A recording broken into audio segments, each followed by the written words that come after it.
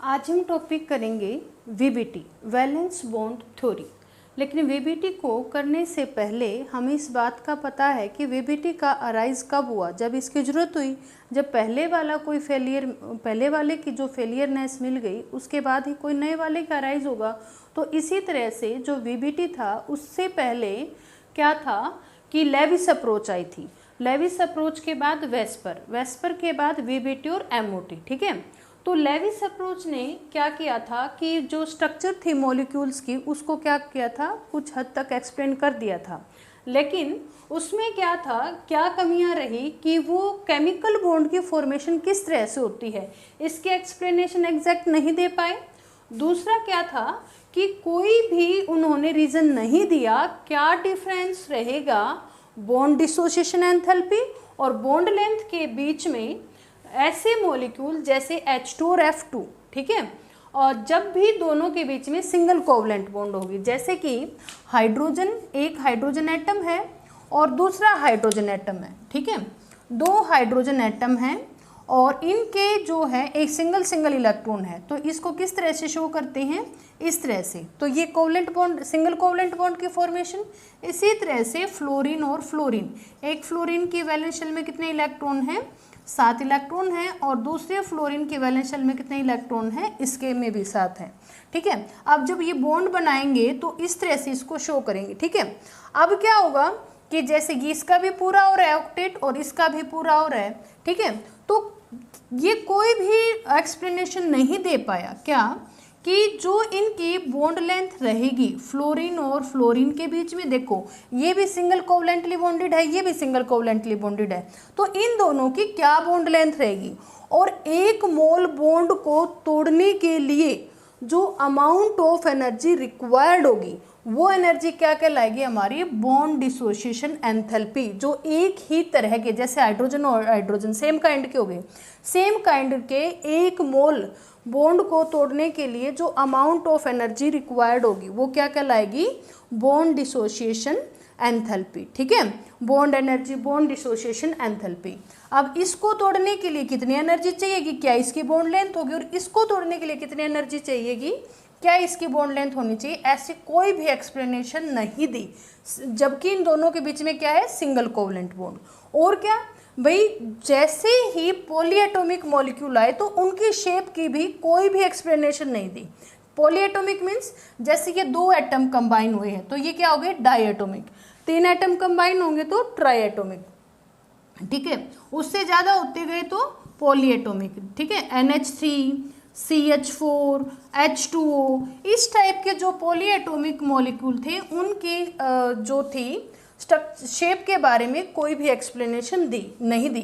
हालांकि बाद में क्या आ गया था, valence shell electron pair repulsion theory आ चुकी थी, और उसने क्या किया था, जो सिंपल मॉलिक्यूल थे ना, सिंपल मॉलिक्यूल, उनकी क्या बता दी थी, शेप बता दी थी, शेप की एक्सप्लेनेशन दे दी थी। लेकिन जैसे ही कॉम्प्लेक्सिटी बढ़ी और डायरेक्शनल अप्रोच आई तो ये जो क्या था कि वेस्पर, ये यहाँ पे क्या हो गया, फेल हो गया। तो ये दोनों फेल हुए, उसके बाद ही तो नए का ओरिजिन हुआ।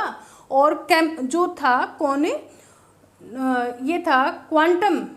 ठीक है, क्वांटम मैकेनिकल प्रिंसिपल के बेसिस पे, किसके बेसिस पे, क्वांटम मैकेनिकल प्रिंसिपल, इसके बेसिस पे क्या हुआ, इसके बेसिस पे क्या हुआ, 2 थ्योरीज का ओरिजिन हुआ। कौन कौन सी, वीबीटी और क्या थी, एमओटी। ठीक है, मॉलिक्यूलर ऑर्बिटल थ्योरी और वैलेंस बॉन्ड थ्योरी। ठीक है, तो जो सबसे पहले हम पढ़ेंगे वीबीटी को। वीबीटी जो थ्योरी थी इसकी जो स्टार्टिंग की थी वो की थी सबसे पहले हिटलर और लंदन ने। ठीक है, और इसको बाद में डेवलप किया किसने, पाउली और अदर ने। ठीक है, तो जो वैलेंस बॉन्ड थ्योरी थी इसकी देखते हैं हम क्या क्या बेसिस थे।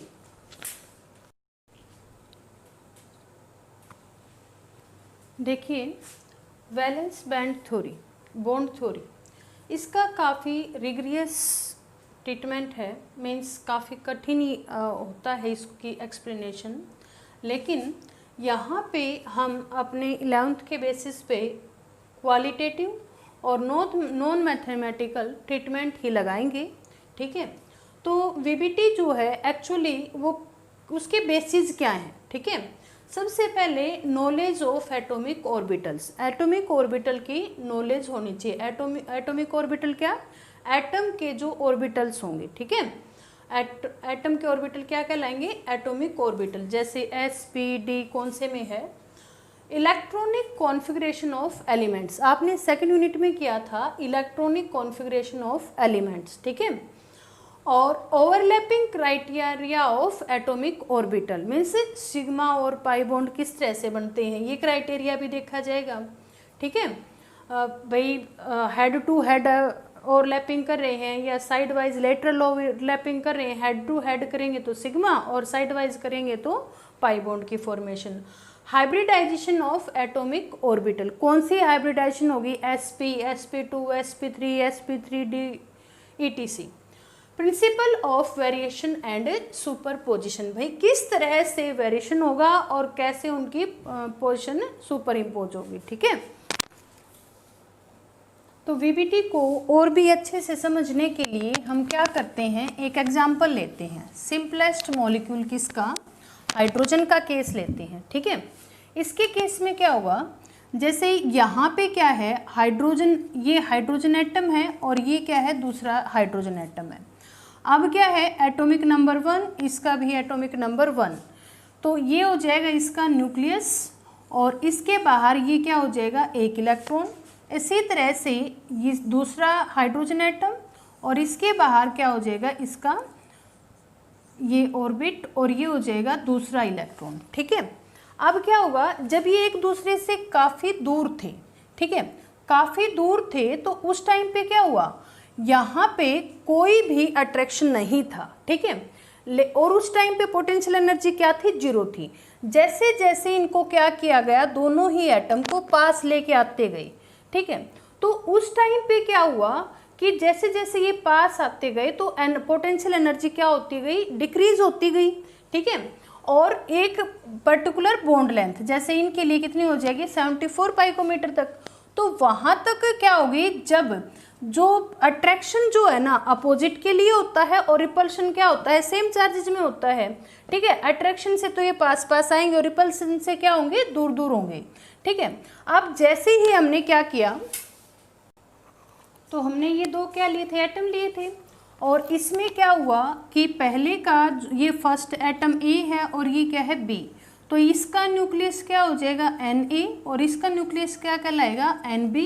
ये इलेक्ट्रॉन जो फर्स्ट है ए का और ये इलेक्ट्रॉन किसका है बी का। तो हमने बात की कि जब ये क्या होंगे काफ़ी दूर दूर होंगे, ठीक है, दूर दूर होंगे, तो यहाँ पे एक ग्राफ प्लॉट करते हैं। दूसरे केस में ये क्या होंगे, फर्स्ट केस में तो ये क्या हुए काफ़ी दूर दूर हैं, दूसरे केस में क्या हुई ये और पास आए, और तीसरे केस में ये क्या कर जाएंगे ओवरलैप कर जाएंगे। तो इस टाइम के ऊपर हम क्या करते हैं, इधर तो है इनका इंटर न्यूक्लियर डिस्टेंस और यहाँ पे क्या है पोटेंशियल एनर्जी, ठीक है, ये पॉइंट हो गया 0। अब क्या हुआ कि जैसे ये दूर है तो दूर है तो कोई इंट्रैक्शन इस टाइम पे नहीं है और पोटेंशियल एनर्जी क्या है 0 है। लेकिन जैसे ये क्या हुए क्लोज हुए, एक दूसरे को इंट्रैक्ट किया इन्होंने, क्लोज हुए, तो क्या हुआ अब पोटेंशियल एनर्जी घटनी स्टार्ट हो जाएगी, पोटेंशियल एनर्जी क्या हो जाएगी घटनी स्टार्ट हो जाएगी। और जैसे जैसे ये क्या कर लेंगे कि यहाँ अब क्या हो रही है रिपल्सिव जो पोटेंशियल एनर्जी वो घट रही है, तो इसका मतलब अट्रैक्शन क्या हो रहा है बढ़ रहा है, रिपल्शन क्या है ही नहीं यहाँ पे अभी तक। तो अब ये क्या कर लेंगे जब ओवरलैप कर लेंगे तो यहाँ पे इस टाइम पे इनकी बॉन्ड लेंथ कितनी होगी 74 पाइकोमीटर, तो जो ये एनर्जी होगी ना ये मिनिमम होगी। और अब जैसे जैसे ये बॉन्ड लेंथ क्या हो जाएगी और कम होगी ना, तो ये पोटेंशियल एनर्जी बढ़ने लग जाएगी और ये रिपल्शन क्या हो जाएगा इंक्रीज होना स्टार्ट हो जाएगा, ठीक है। तो इस तरह से इसके अंदर ये वेरिएशन होगा कि जब तक एक लिमिट तक ये क्या हुए, कब तक, जब यहाँ तक आपके बैलेंस हो गया था किसके बीच में अट्रैक्टिव फोर्सेस में और जो रिपल्सिव फोर्सेस थी तब तक ठीक था। लेकिन इस केस में यहाँ पे आते ही इससे ऊपर जब बॉन्ड लेंथ और भी कम होने लग गई तो उस टाइम पे रिपल्शन बढ़ जाएगा और अब रिपल्सिव फोर्सेस क्या होगी ज़्यादा और अट्रैक्टिव फोर्सेस कम होगी, तो बॉन्ड की स्टेबिलिटी नहीं रहेगी, ठीक है। इसको इस तरह से भी देखते हैं, जैसे यहाँ पे अगर बॉन्ड जब अट्रैक्टिव फोर्सेस दो ही केस हैं, या तो फोर्स ऑफ अट्रैक्शन क्या हो, ज़्यादा हो या इक्वल हो किसके, फोर्स ऑफ रिपल्शन के, ठीक है। तब क्या होगी, बॉन्ड की फॉर्मेशन होगी, तब क्या होगा, बॉन्ड फॉर्म होगा, ठीक है। और अगर क्या हुआ, उल्टा हो गया, मतलब रिपल्सिव फोर्सेस ज़्यादा हो गई, तब ये बॉन्ड की फॉर्मेशन नहीं होगी। अब देखिए यहाँ पे अट्रैक्टिव फोर्सेस कहाँ कहाँ हैं।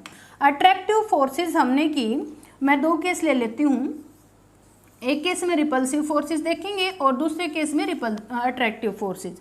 यहाँ पे फोर्स ऑफ अट्रैक्शन देखते हैं, ठीक है। तो अट्रैक्शन कहाँ है, अपोजिट चार्जेस में होता है। तो ये जो इलेक्ट्रॉन है, दूसरे एटम का इलेक्ट्रॉन, अपने का नहीं दूसरे का लेना है। एक तो यहाँ पे अट्रैक्शन हो रहा है इन दोनों के बीच में, ठीक है।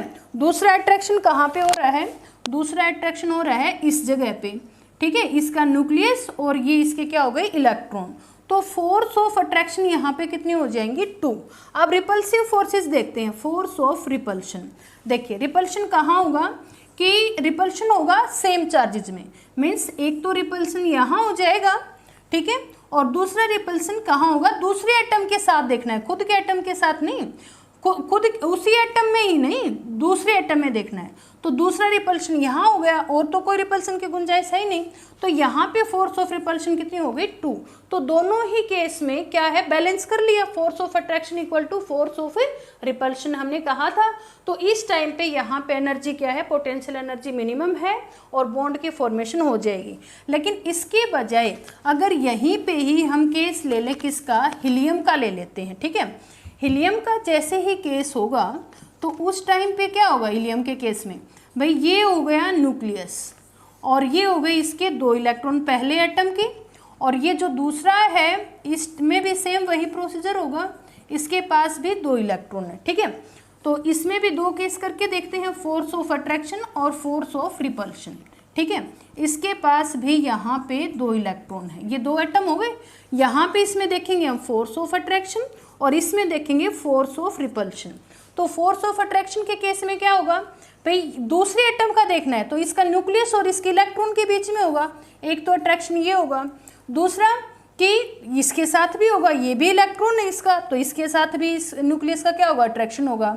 अब इसके साथ भी होगा इसका, तो इसके साथ भी इसका होगा, तो फोर्स ऑफ अट्रैक्शन कितनी हो गई, 4 हो जाएंगी, ठीक है। अब रिपल्शन वाले फोर्सेस देखते हैं, रिपल्शन कहाँ होता है, सेम के बीच में। अब इनके बीच में एक रिपल्शन ये रहा, ठीक है, इनके बीच में रिपल्शन होगा आपस में, और इधर भी रिपल्शन होगा और इधर भी रिपल्शन होगा, ठीक है। तो अब इन केसेस में हम रिपल्सिव फोर्सेस को काउंट करेंगे, 1 2 3 4 और 5। रिपल्सिव फोर्सेस कितनी होगी, ज़्यादा। अट्रैक्टिव फोर्सेस से फोर्स ऑफ जो अट्रैक्शन है वो कम हो गई, किससे, फोर्स ऑफ रिपल्सन से। इसलिए यहाँ पे हीलियम की जो He और He मतलब He2 की फॉर्मेशन नहीं हो सकती, ठीक है। तो अब हमें क्लियर हो चुका है कि जैसे जैसे क्या होती जाएगी, एनर्जी रिलीज होती जाएगी, वो अट्रैक्शन क्या होता जा रहा है, बढ़ता जा रहा है, एटम क्या आते जा रहे हैं, पास आते जा रहे हैं, ठीक है। तो ये एनर्जी जो रिलीज हो रही है ये क्या है, बॉन्ड एनर्जी। तो हीलियम की एग्जिस्टेंस नहीं होती है, ठीक है, क्योंकि बॉन्ड एनर्जी पोटेंशियल एनर्जी क्या हो गई, ज़्यादा। अब देखिए डिस्टेंस के साथ ही वेरिएशन, हम एक सिंपल सा रिजल्ट निकाल सकते हैं इनके अंदर रिलेशन, कि बॉन्ड लेंथ जो है वो इन्वर्सली प्रोपोर्शनल है एनर्जी लिबरेटेड, ठीक है, और डायरेक्टली प्रोपोर्शनल है बॉन्ड स्ट्रेंथ। कैसे, देख जैसे जो फ्लोरीन है F2 है, इसकी बॉन्ड लेंथ होती है 155 पाइकोमीटर, इसकी कितनी है 74 पाइकोमीटर, और इसकी और भी कम है, इससे भी कम है। तो क्या होता जा रहा है, बॉन्ड लेंथ इस साइड जाते जा रहे हैं, तो क्या होती जा रही है, घटती जा रही है। बॉन्ड लेंथ घटती जा रही है तो बॉन्ड की स्ट्रेंथ क्या होती जा रही है, बढ़ती जा रही है, ठीक है। जैसे कि ये एनर्जी कितनी लिबरेट होती जा रही है, 126 किलो जूल पर मोल, इसके केस में 436 किलो जूल पर मोल, और इसके केस में क्या हो जाएगी 566 किलो जूल पर मोल, 566 किलो जूल पर मोल। तो बॉन्ड स्ट्रेंथ और बॉन्ड जो एनर्जी लिबरेट होगी, बॉन्ड एनर्जी, वो डायरेक्टली प्रोपोर्शनल, और बॉन्ड लेंथ के क्या हो जाएंगे, इनवर्सली प्रोपोर्शनल। अब देखिए जो H2 तो एग्जिस्ट होता है लेकिन H3 और H4 नहीं। जो H2 एग्जिस्ट हुए इसके लिए जो हाफ फील्ड है दोनों ही केस में, एक हाइड्रोजन ये रहा दूसरा ये रहा, तो इनके पास तो क्या हो गए 1s दोनों के पास हाफ फील्ड था। लेकिन अगर 3 हाइड्रोजन एटम हो जाएंगे, 3 हो जाएंगे, तो इनके हाफ फील्ड तो आपस में इस तरह से कर लेंगे, लेकिन इसके पास जो हाफ फील्ड है 1s का, उसके लिए तो और कोई दूसरा अवेलेबल है ही नहीं, इसलिए इस टाइप से इनकी फॉर्मेशन नहीं होगी। तो हम कह सकते हैं कि वीबीटी ने क्या किया, काफ़ी अच्छी एक्सप्लेनेशन दी वैलेंस बैंड थ्योरी ने, और इसके साथ साथ इसने एक्सप्लेन किया एनर्जी का कंसेप्ट कि पोटेंशियल एनर्जी कम होगी तो क्या होगा, अट्रैक्शन क्या होगा, ज़्यादा होगा, और पोटेंशियल एनर्जी ज़्यादा होगी तो क्या होगा, रिपल्शन ज़्यादा होगा। दूसरा ऑर्बिटल ओवरलैप का कंसेप्ट भी डिफाइन किया। ठीक है, यहाँ पे ये टॉपिक क्या होता है, ख़त्म।